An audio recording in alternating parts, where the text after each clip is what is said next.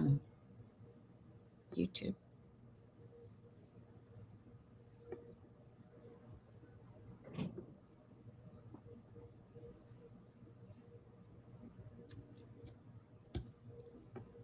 We are live. Hello, Ancestral Healing Center family, and welcome to this week's episode of the Cafe Chat for the 12th of May, 2026. And as you may have noticed, our usual host, Ruschelle, is not with us. She will be joining us a little bit later on. We do like to keep things chaotic here. Yes. In the meantime, Bernadette and I will be speaking on today's topic, which is about family constellations. So some of you may have heard about what that is. First of all, just a reminder, like every week, we do go into deep topics here. We speak from our own experiences of trauma healing. We also speak anonymized stories from some of our clients. And so we know that just simply storytelling is powerful, and just telling stories does open us up to the stories that are hidden inside us, that are waiting to come out. So if you are feeling jittery, feeling triggered, make sure to keep breathing through it. Just remember, it's something that's trying to surface. It's something that's trying to communicate with you. So instead of running away from it, try and just sit and run with it. And please get in touch with us. Get in touch through the website. So we would love to hear from you and help you with that journey. Yeah. So with that, we're moving on to family constellations. So what are family constellations? So first of all, the terminology is a little bit of a minefield. There's a bunch of different terms, some of which mean the same thing, and some of them are general, and some of them are specific. So for me, I'm not a certified family constellations counselor or therapist. So I generally use the term in its generic sense, which is recognizing that all of the individuals in a family play a certain role in the family, and they tend to fall into a role, and then we act out those roles within the family. So the actual term family constellation was first used by one of the early psychoanalysts, Albert Adler, as a general term, and that's translated into a series of therapies called family systems therapy. So there are a variety of methodologies that sit under that umbrella. I think possibly the most famous is the internal family system of Richard Schwartz, IFS, and I had the pleasure of hearing Richard speak at a online trauma conference during lockdown, actually. So if you've heard of IFS, that is one of the family dynamics things. And there is also, just to confuse matters, there is a methodology called family constellations, and that one has quite a strong connection in with generational trauma and ancestral healing. So when you be careful when you're hearing those terms, you may be hearing a term that's being used generically, or it may be being used to refer to a specific methodology, or the person using it may not quite be aware of exactly what they are referring to. But in general, we're referring to this nebula of people having a place in a family and moving around it. And with that, Bernadette, what is your experience of family constellations? What it brings up for me, and again, I'm also not an expert in it, but I am an expert in doing trauma-informed genealogy. And when I put everything on the tree, so we start to build it, we're putting those family members on the tree where, starting with you, and then your parents and your grandparents. So we're starting to put family members on there, and with the stories that go along with them. So when we talk about family constellation work, what we're really doing is taking some of that information that maybe we've learned about our families, only we're using it in a therapeutic setting where we're sitting around and wanting to look at this information. So as Michael just said, it can be very confusing in terms of what you've heard, not so much about how it works, but just in terms of what people may know about family constellations or know about this type of work. So I would say don't be worried if you're like, well, that mine goes by a different name. Don't be worried if you've heard it called something different, but it's a very positive way of beginning to look at some of the trauma in a safe container. Would that be correct, Michael? Yeah, and my feeling is, with all of these many methodologies that are out there, first of all, I think some of these, it's finding the right methodology for the right person. Right. And also does it produce repeatable results? Is it useful? Just very quickly, when you start doing this work, do you have any kind of notation for what you see in terms of, we draw up these the family tree, we fill in these things, and sometimes we use a genogram which has various symbols that denote relationships. Are you aware of any kind of symbolic representation of family constellations? Not well. There are.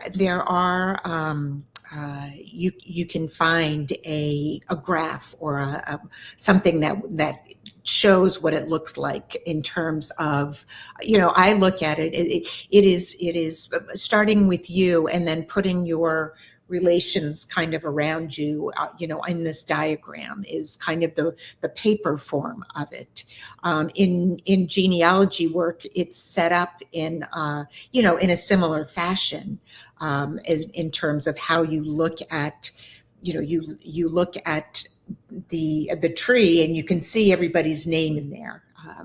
So when somebody begins to do a genogram or one of those things, they're really doing a similar thing as somebody in genealogy would do, only it is done for, let's look at what the experiences what these relationships in my life are like. And you are at the center, whether it's represented with you in the middle or you at the end and it going out from there. But it helps you to start with your feelings first and then begin the process of breaking out the emotions around the family members that are with you and that you're with all the time, and going back further and into the generations that maybe aren't with you right now.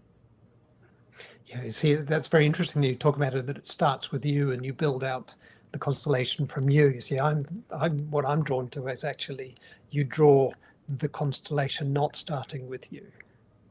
Well, Ruschelle will be a really good, when she pops on. Yeah, she will be, see, I'm tempted to have the family center as a nucleus, and where are you relative to that? So this brings us to one of the things that I want to talk about, which is some of the mechanical attributes of family constellations. And I want to do this by looking at planetary constellations, the big thing, and some of the attributes that we see there, and use those to actually start asking questions about the people in our own constellations. So I'm going to talk about 3 attributes. So the first one I'm going to talk about is an orbit. So everybody in the family has an orbit. And if you look at some people, their orbit is, they're right in the center of the family. They're very comfortable in the family home. You'll find them in the kitchen a lot. You'll find them organizing all of the family events. And what we can see is there's a very small orbit. Very often they stay geographically close to where they grew up. For instance, I'm just trying to sell this house where I'm speaking to you from, and we have a couple that wants to buy it, and she grew up in this village and her family is in this village. And you can see that she's a person who's got this small orbit. And again, this is not good or bad. That's just her orbit, as she wants to be near this place where she grew up and feels comfortable. Some people have got these really, really big orbits. They're almost like Planet X. We're not even sure that they're out there or not. I have a close friend, and her brother, his job is that he house sits for very wealthy house owners. They might go on an assignment in some other country for 2 years, and they get somebody to come in and live in their house. And so he just moves around the world and staying in these wealthy places, never putting down any roots, and hardly ever showing up for a family event, a Christmas or anything else. And so his orbit is just this huge orbit. So look at the different people in your constellation, and what orbit are they? Yeah, Michael, that makes so much sense. Because people listening, some people, their orbits are very small, and it really is that daily interaction of and then other people, it's bigger, and there may be something behind that, why it's so big. So wherever somebody listening finds themselves, this type of process of this family constellation is important, whether your orbit is small or your orbit is big. So it's not limited to just one type of, we live in a nuclear family. So the second attribute I want to talk about is size. So some people occupy a lot of space in a family. Some people literally take up virtually no space, almost as if they want to disappear. And again, this is neither good nor bad, and it's not related to orbit. You can have somebody who's a big figure, very expansive.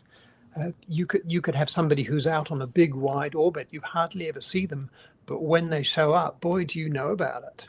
There's an Elton John song about came to town in headlines and $800 shoes.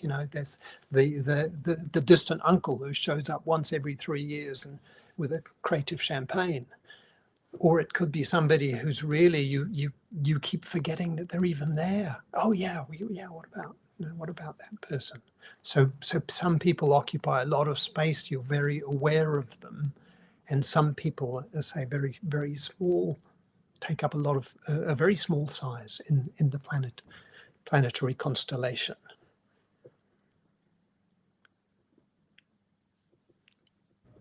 there was a Some people stay muted. Yes, I know. There was a truck outside. I muted myself. Yeah, and that again is why doing this work can be so important, because it helps you to understand the constellation that you are in, and that there is so much, these relationships, and how you are each person, what your relationship is like with each person, and what it feels like if there is a conflict, or there's an old conflict, or whatever it is. When you do the constellation work, it doesn't mean that the family comes together to do that. You're doing that work with other people who may help you, may represent somebody in your family that you have had some challenges with. So, would you agree with that, Michael? Is that a good? Oh, absolutely, yes. Yeah, I think it's. I'm sure there are places or opportunities if you wanted to do a constellation as a family. But I think that would be the exception rather than the rule. That most people are going to go through this individually. Normally, in any family, there's one person who starts to take on the family trauma. Yeah. And generally, it's the most sensitive person. And they get sick of it and they go, right, this stops with me. And then they start looking into it. And very often, the other people in the family are out there orbiting and have got no real interest in it and may even push back. And that brings me to the last attribute I want to talk about, which is density. And just as planets have densities, the people in our constellation have density. And I would see this as relating to how supportive, how emotionally open they are, what their level of emotional intelligence is. When I'm going through something, are they there for me? When I want to change something, do they support it or do they push back? So again, looking at the people in our family and how much space is there for emotional maneuvering and emotional growth inside the family, or are there these planets, big heavy planets moving around, keeping the family the same all the time, and pushing down, and all of these affect us, and normally we're the ones who are being pushed onto because we're the sensitive ones. And, that's an important point. And, the other part of this, which we haven't really talked about as much, but I want to share a little bit about it, is the ancestors, the constellation work that brings in the ancestors, because that is a part of why the family is having the difficulties they have. So, there's the idea that family systems have a natural order. And when that order gets disrupted, so someone is excluded, a loss goes unacknowledged, a secret gets buried, the system tries to correct itself through later generations. And so that is one of the things that plays into why we want to look at these family constellations. And then the other is, when someone unconsciously takes on the emotional burden or the fate of an ancestor. So, a child may carry a grandfather's grief without having ever met him. So that's the work that we have been doing, Michael, we've been doing for a very long time, is helping people to understand how that comes down. And the family constellation work helps you kind of identify where that thread is coming from, and how it also has affected someone else in your constellation. So the grandfather who's unresolved grief, is affecting maybe your mother or your father, and you too are affected by it. And this is where family constellations get very interesting, because we tend to think of that as a two-dimensional diagram of these orbits of different planets or different people. But actually, when we're talking about family constellations in an ancestral context, we're talking about a three-dimensional diagram, because we're talking about the orbits of the ancestors of our last 3 or 4 generations simultaneously. Yeah. And we're looking at how the orbits change over time, and particularly when people leave the family, particularly if people die. So I can draw my constellation now, but actually when I was, what was the constellation when I was born? Yeah.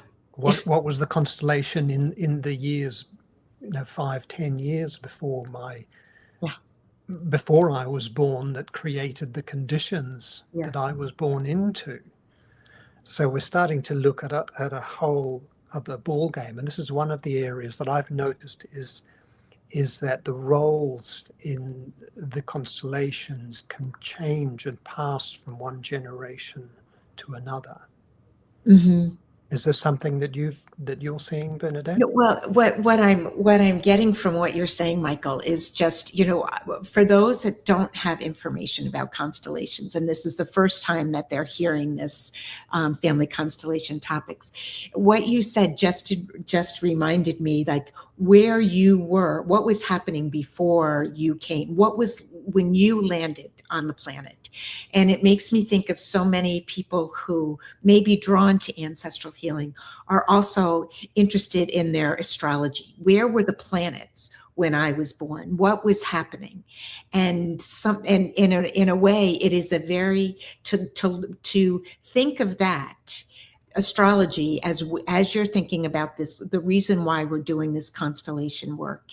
And it is because of just what Michael said, that when we were born, there was so much had gone on. And I'll use the example of my family. So if you've listened to me before, you've heard this, but my great, welcome. Hi. Hi. Oh, am I live? You are live. You are live. Okay, I am. Okay, good. Hi. So Bernadette, continue, and I'll you guys can catch me up. Finish what you were saying. We were just, it's very funny because we were just kind of making analogy between, Michael was talking about what the constellation around us was like at the moment we were born. And so I kind of drew it to, a lot of people are interested in astrology, and we're all like, okay, where were the planets when we were born? And you can make that correlation between the two. And the reason for it is knowing that what happened to our ancestors, where they were in the world and what was going on, is what we were born with. And so when I was born, my father, I was born to a father who was an orphan and who lost both of his parents. And his parents, his mother in particular, was also an orphan. So I came into this, and that's what was going on in my family constellation at that moment. I just wanted to use that as an example before we talk about some other things. So just to catch Ruschelle up on what we've been discussing, so we covered the terminology of family constellations, family systems therapy, and internal family systems, how some of these things are generic terms, how some of them are specific terms, and how many of them are probably being used without a real clear understanding of what they are. But we're using this family constellation, or certainly I am, in the sense of us occupying these different roles within the family. And then we talked about some of the different mechanical attributes of constellations and how they help us identify what are the roles that people are playing. And we talked about people having a different orbit in our family, how every family member orbits the family at a certain distance from the center. We talked about the size. Some people take up a lot of emotional space, a lot of physical space in the family. Some people are almost very, very small, take up very little space. And also we talked about the density, how emotionally, the emotional intelligence, and are they conducive to the growth of the family? Are they trying to keep the family the way it was? And then from there, we started talking about family constellations not being a two-dimensional, but a three-dimensional picture, because you need to start looking back at the family constellation over time. So yeah, if you want to pick up on any of that, wherever you want to run with it, we'd be well. It sounds like you guys covered a lot already. I was thinking before getting on the call about the impact of family constellations work on my life and the life of my clients. And before, I can't remember if I was already sick before I went to see a family constellations clinician. The way that we did the session was she took a full genogram of my family. Did you guys review genograms in this call? Yes, we spoke about genograms. Yes. Yeah. So she did the full genogram. And just asked a lot of questions, did kind of a general family history. And then as we started to work, she had these little dolls that were of different colors and dressed differently, and men and women and babies. And she said, just map out your nuclear family on the table, just set them in relation to each other on the table. And I mean, I didn't really know what I was doing at the time, but I just put my family where I thought they fit if I were going to put them in space. And then we had a discussion about where my unconscious placed the placement of the family members and why I placed them there. So so if you do family constellations in this way, which there are a few other ways to do it, if you do it this way, then you get an automatic glimpse into how your unconscious relates to your loved ones. And I think last week after our call, I showed you all, my mind created a constellation of my great grandmother's nuclear family. And I showed you the picture of it. And so if we use that as an example, my mind created that there was this little baby and she's lying down and she's over here in one corner by herself. And then there's a father and he's facing away from the family, like as if he's leaving the family. And then there's a mother looking at these two people, the father and the baby, but she's also over there all by herself. Mm-hmm. Now, that's a picture of what my unconscious believed the relationship was in that home. And on face value, we may not think that that's, okay, so who cares, right? You came up with this picture, who cares?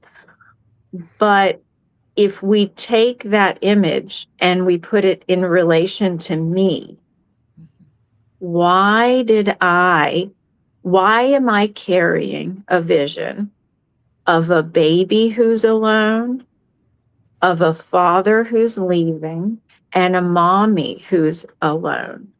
And what might that do to my psyche? If I'm carrying this story with me of, if I had to summarize the visual, if we put it in a painting and I summarized what did I see there, I would see two people who were abandoned and one person who was also isolated. Maybe he was the abandoning one, but he was also alone in his own way. And that tells me, now this is how I interpreted it, but if anyone listening is going to kind of go down the path of family constellations, you'll have your own interpretations. But to me, that says that I have these ripples of abandonment internally that I might need to listen to.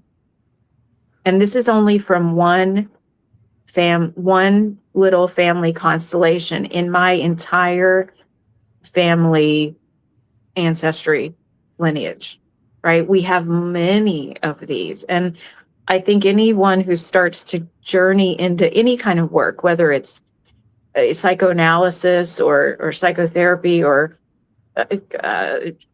psychedelics, whatever path you choose, you start to see that as people, we are so multi-layered, and we can. But the beauty of it is that we can focus as much as we want on one story. What could I do with that story? I could write a book about that image. I could plot out a whole narrative of fiction about that story. And there's a lot of power in doing that, actually. I think that's a wonderful, even if it's fiction, it's a wonderful way to heal our lives. So I know that was a lot, Michael and Bernadette, but I'll pause there and wait for some feedback. Yeah. Bernadette? Yeah, that was perfect, Ruschelle, because you have the knowledge of what this really looks like when you work through it. And so it is so important. Michael and I were giving the overview and the real emotion. I felt your emotion as you were describing this little scene. And not only that, but the understanding that how sometimes we do get focused on one story in the family that unconsciously is really affecting us, and that it's what I'm hearing is that it's okay to focus on that and to do a little work on that, even if you, for the time being, are kind of ignoring maybe some of the other things going on, but there might be something in your psyche that is keeping you in this little spot because how you feel this connection to it. Yeah. Thank you both. That phrase used, like ripples of abandonment, that absolutely resonates with me, and I can see that. And you look back in the family tree, and you can see the ripples happening there. But one of the things that really appeals, or I find, I think the main takeaway I have from family constellations is the way that it affects us outside the family rather than inside it. And what I see about family constellations is that we grow up in whatever our environment is, regardless of how supportive or unsafe or whatever it is, it's familiar. And what I see is that when we're older, when we encounter the familiarity of our constellation outside of the family, we fall into it. And for instance, a pattern that I've noted in all my life is that I always thrived when I was working with a boss who was demanding. All of the bosses that other people didn't want to work with, they were the ones where things worked for me, and that was exactly the environment that I had with my father, who had this very big anger energy. And so when I was in the presence of that sort of latent, could explode any moment anger, that was familiar. It was like, oh yeah, I can navigate this.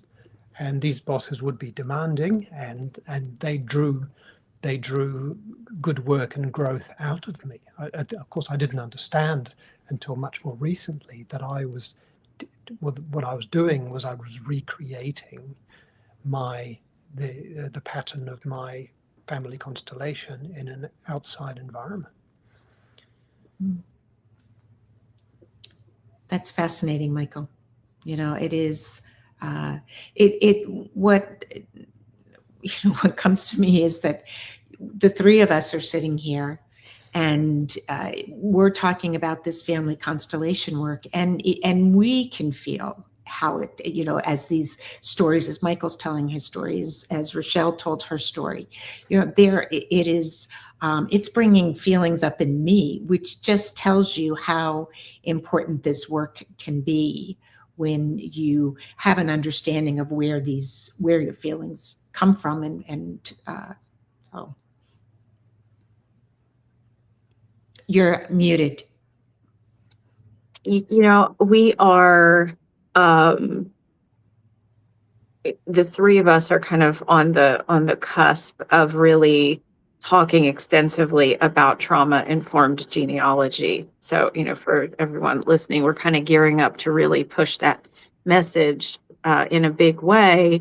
And I would love to maybe tell our listeners a little bit about, I think family constellations work is one of those places where it's an example of trauma-informed genealogy. Like if someone came to you with the story, if I came to you with the story that I just did, and I said, this is what I've processed, and this is the what I know about my great-grandmother, and I could tell a little bit more. Can you give our listeners kind of an example of why do that?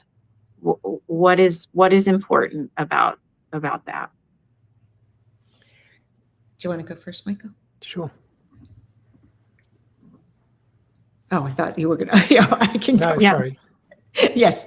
What is important about it is the little story that you described, Ruschelle, suddenly gets more information.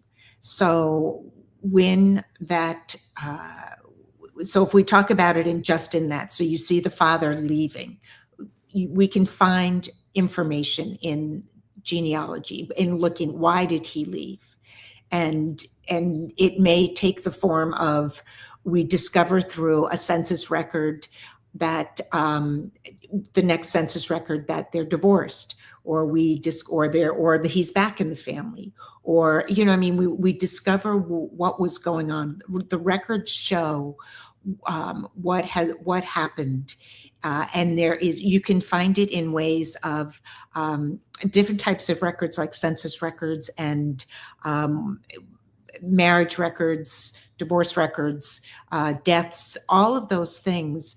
And you get little pieces. In the beginning, you may look at that and say, there's nothing really here. I don't know what this story is. What does it mean?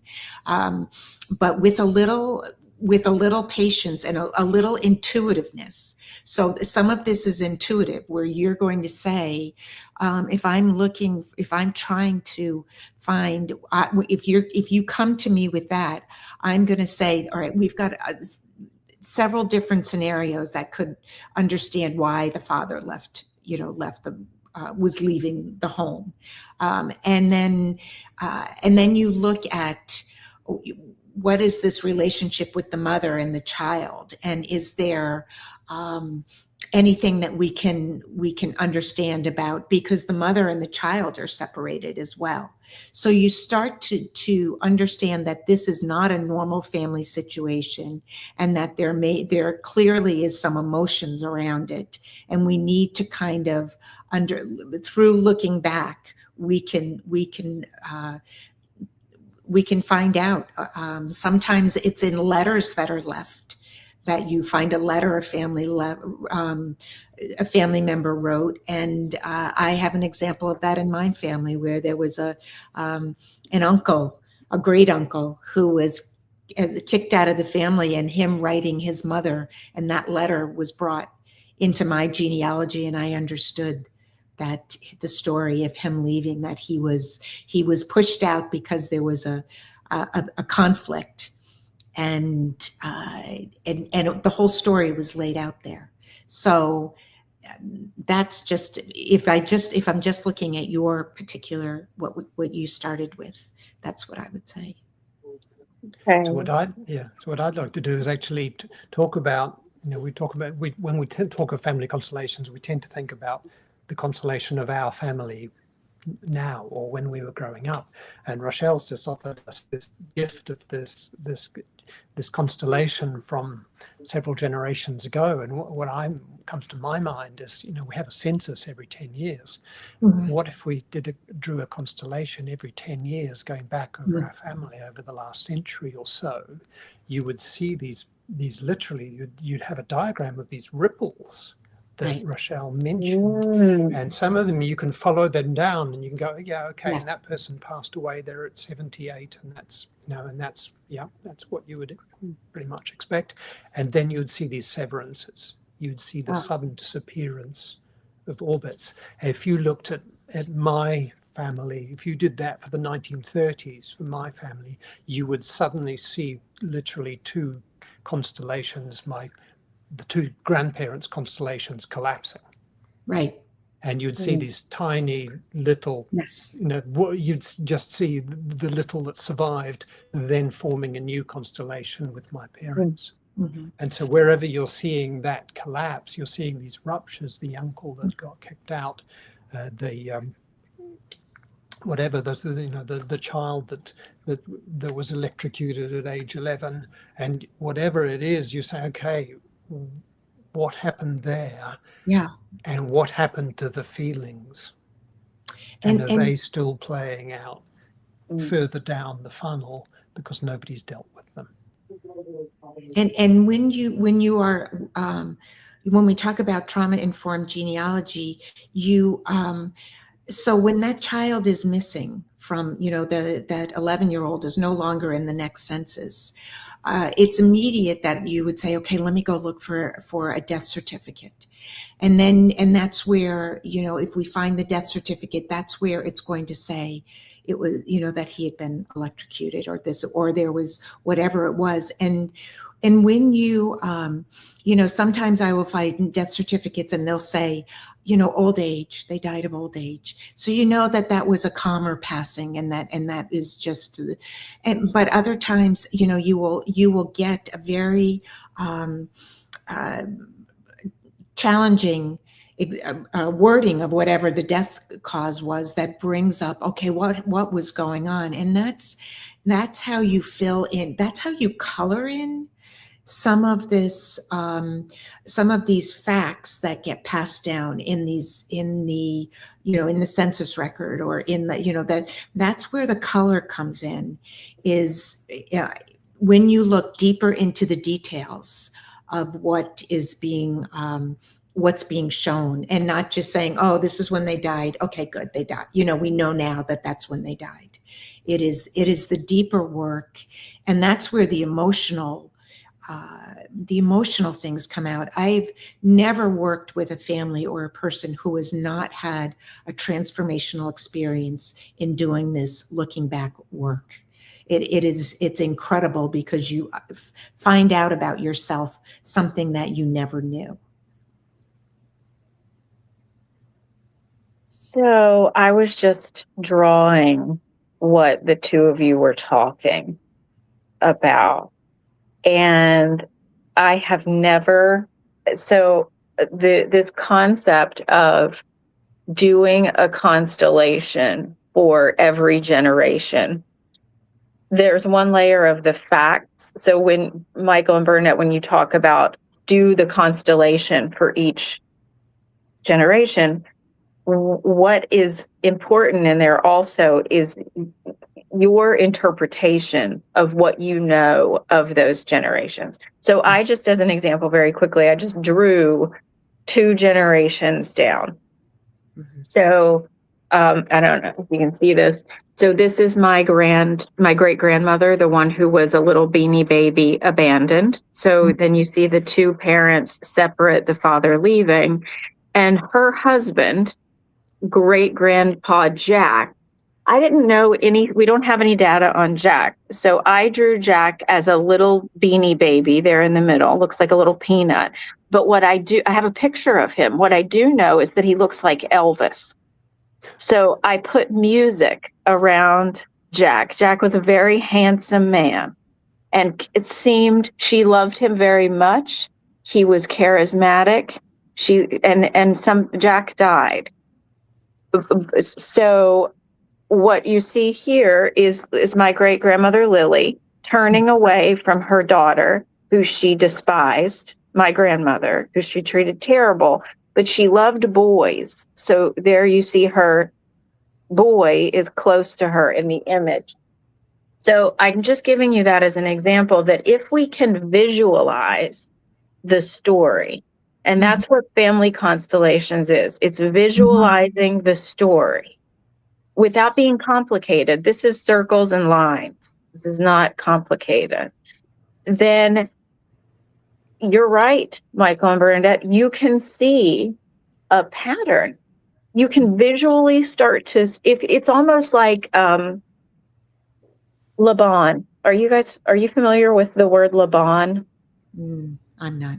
So Laban I was a dance therapist, and Laban, for anyone who's a dancer, it is choreography that is in, there is a language of choreography that a man named Laban created. So if you want to write out a choreography, you can write it out in Laban if you know the language. Mm-hmm. And this is another, I don't know if any constellation practitioner uses it this way. I have no idea. But it can be a way to say, oh, what am I seeing here? And what's aesthetically not pleasing about this? Like for example, this one, to me, this looks like a baby, like a baby's face, like a screaming baby, like a crying baby's face. Mm-hmm. Yeah, I see right? it. I see it. Yeah. And so that's the depth, that's the unconscious, that we can really, the data tells us this, and working with a genealogist fills in the image and can help you create a better image in order to resolve. So anyway. And oh, sorry, Michael. No, go on. I was just going to say, and the thing that you were just talking about, Ruschelle, about doing this work, is making those simple drawings, because people doing this work often don't have words that they can put into this in the beginning. And so all they had is what you had, which is this very simple, a father leaving a mother and a child, and none of them are together. And that in itself feels, it helps the person who is creating this, to automatically feel, okay, I'm understanding where some of these feelings are coming from just in that teeny tiny little drawing. Yeah. And this really helps to understand who we are now. We're looking at these things that have happened back here, but actually it helps us now. So, for instance, one of the things I notice with my clients is that very often people pleasing comes up. Mm-hmm. So I sort of knew somebody who took people pleasing to inordinate lengths, almost trying to. It's almost like they couldn't breathe if they weren't doing something to help somebody somewhere. Mm-hmm. And all you have to do is go back and draw the family constellation from when they were a child. And I say I know the family, and I know enough about the dynamics to know that they were the one that got squeezed out. They were the one that tried to be the make weight. It's almost like a family has an atomic weight, and somebody's got to be the person that tries and keeps the family together by trying to make sure everybody's happy. And then if you go back further generations, like in this drawing that we've just seen, and this methodology that we're just inventing right in front of you that we don't have a name for yet, you can find where all the problems for the other people in the family came that's forced somebody into the people-pleasing role. And say you can use the family constellation you can reverse engineer what it looks like by looking at it, and I think it's a very powerful tool. Ruschelle, are you there? And can you guys still see me? I can see you, but you're not. You're frozen. You're stuck in a family constellation drawing somewhere. You briefly were on that connected twice. Yeah. Let's see if she comes back. What comes up for me is thinking about, in my family, I'm one of 8, and and what's going on, tumbling around in my head is doing that work, doing a constellation around, just my. Are you there, Ruschelle? Yeah, but I'm in here twice. It's an X. All right, I'm going to remove one of you. Okay, are you there? Can you see me? Yes, now we can. Okay, sorry about that. That's good. I was starting to say that I was thinking about doing a constellation myself for my family with all 8 of us.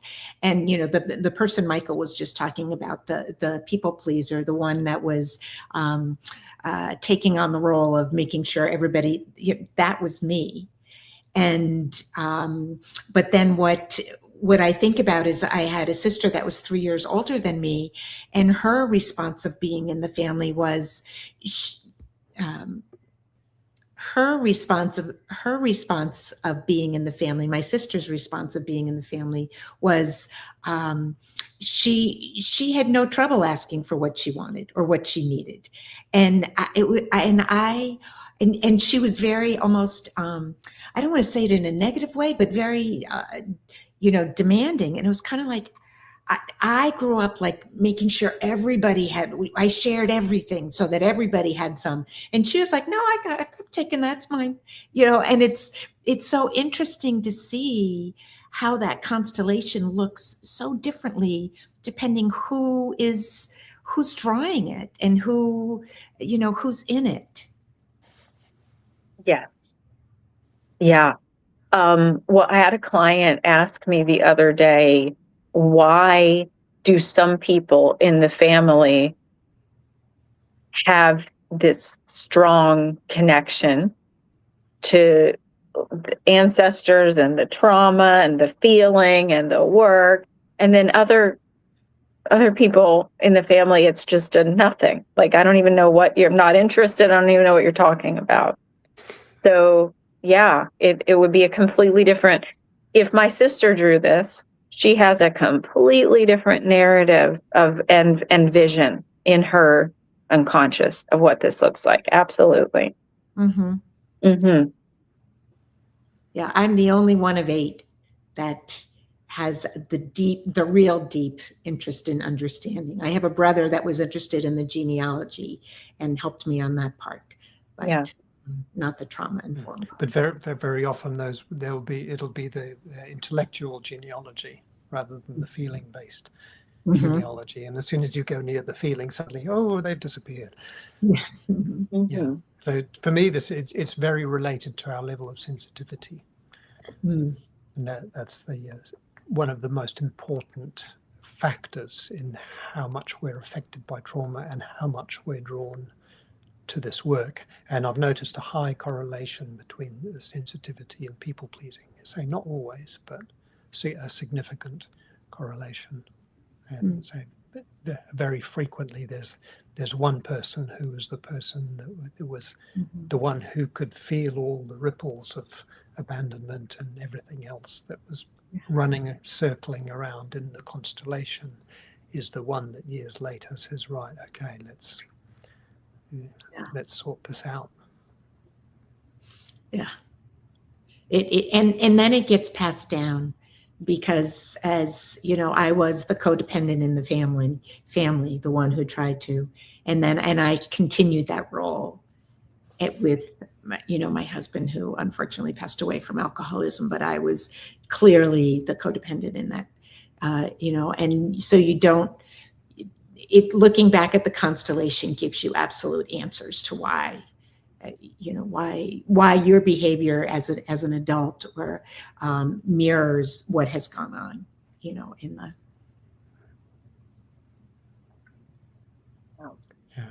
Yeah, I have a client who's the relationship, the constellational relationship with their father transferred to their brother after the father died. So the orbit changed, the constellation changed, and again, I think this comes back to this concept of familiarity. It's almost as if we're looking for those familiar echoes of childhood, even if they're not healthy echoes, and they transfer, they move around the constellation as the family moves on. I just want to review, as we wrap up here, the core principles of family constellations, because all of these examples we've been talking about have themes. So the first one is a theme of belonging. So when you look at the image, the family constellation practitioner or the trauma-informed genealogist is looking for themes of belonging. How included did you feel in the system? And then the second one is order and hierarchy. And we know this is where, if there is an order and hierarchy, this is where patterns of abuse can form, or not, if there's a clear, compassionate order and hierarchy in the family. And then the third is we look at the balance of giving and receiving. So who was giving and who was receiving in these images? And if we kind of think about that in terms of our own healing and our own psyche, so I'll just say them again. So I need to feel belonging. In a healthy constellation, I know that I belong. I know the order, and I know where I fall in the order, and I approve of said order. Everybody's on board with the order, and it's respectful and compassionate. And there's a reciprocity between everyone in my constellation. We give and receive in a balance. Thanks, Ruschelle. That's a very good, very nice summary to wrap up, and also gives our viewers a little bit of homework that they might want to go away and think about thinking about those 3 points. Bernadette, any closing thoughts on family constellations? My closing thought would be that it is important work because it just really, the healing begins as the knowledge starts to open up. And so I think that is the most important thing, is that it's not that you find this information and then you figure out how to heal. Finding the information is the process of beginning the healing. So that's probably what that would share. Ruschelle? Yeah, I would just say that if any of our viewers are interested in venturing into this type of work, we're here, and please go to our website, ancestralhealingcenter.com, and schedule an appointment with Michael or Bernadette. And with that, I'm just going to wrap up and wish you all thank you for tuning in today to today's live. Thank you to Bernadette and Ruschelle, as always. I've learned so much, as always, and we go off onto tangents, as always, and I look forward to seeing you next week. Awesome. Thanks, guys. See you soon. Bye-bye.